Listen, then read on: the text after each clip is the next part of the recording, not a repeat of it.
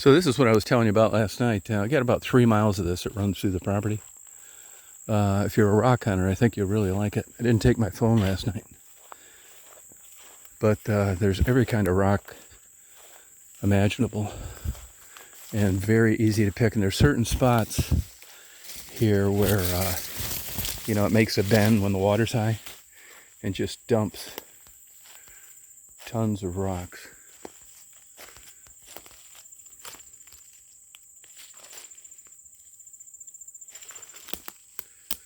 On the ground, there's a good spot right there, but I'll find you a better spot as I go up here. There's 4 places. I walked this about 2 miles yesterday. There are 4 places where it looks like there was like a natural granite shelf, and then somebody along the way took big round boulders and piled them up so the water would pool and it'd give them 2 or 3 feet even when the creek was low. So I'm assuming that this was a source of water other than a well over the years for whoever lived here.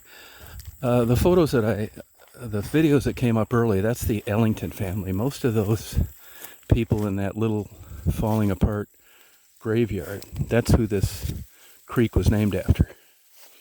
And most of them were gone by around 1900. But see how these rocks pile up?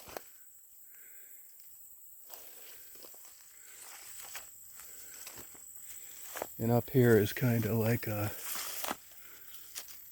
area where, let me find a place that goes down a little less steep.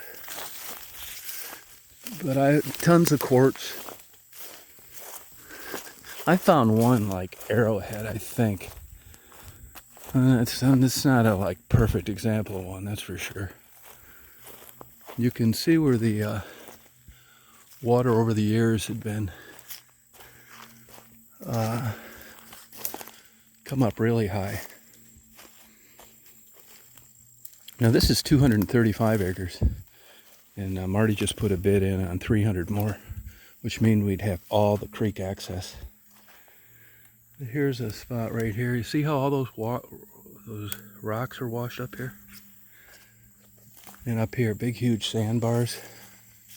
And this just winds and splits off. And look at that, just tons of different kinds of rocks.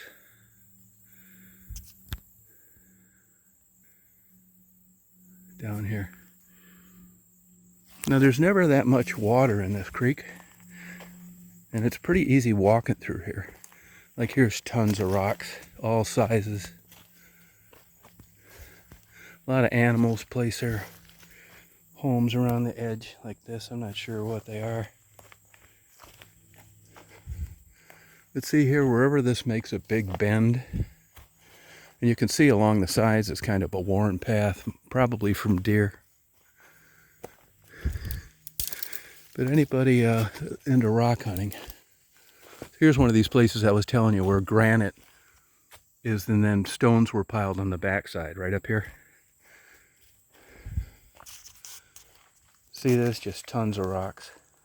This whole thing is just loaded with rocks. Some places they're like stacked up 3 feet tall, just pure rocks. Like right there. But this is one of those places. There are 4 places like this.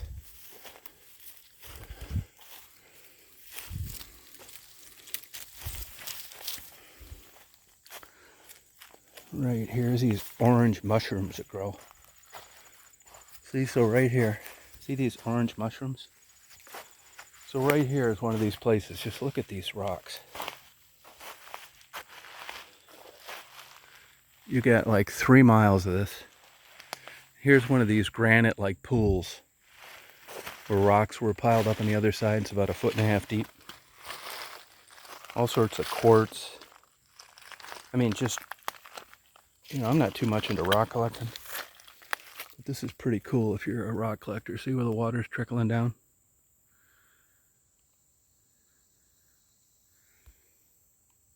So you're certainly welcome to come down here and go through here. They did mine gold in this county, but it wasn't that successful.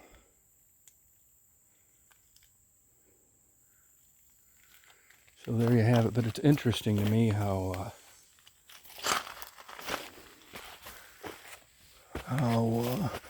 these four areas were like, you know, kind of set up to complement what was already here,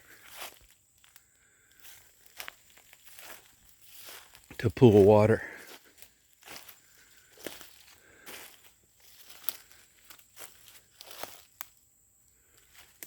See, they're just loaded with, this is a big Civil War and Native American area.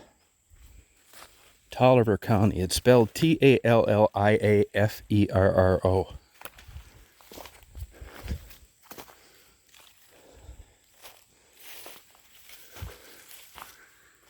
And it's all easy access through here. See right here, here's tons of rocks.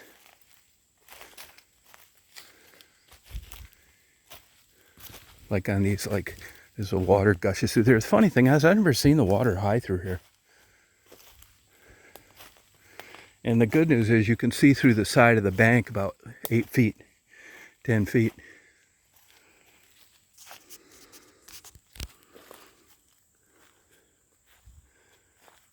She just loaded with rocks.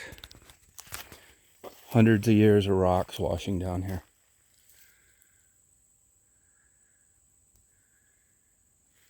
So there you have it.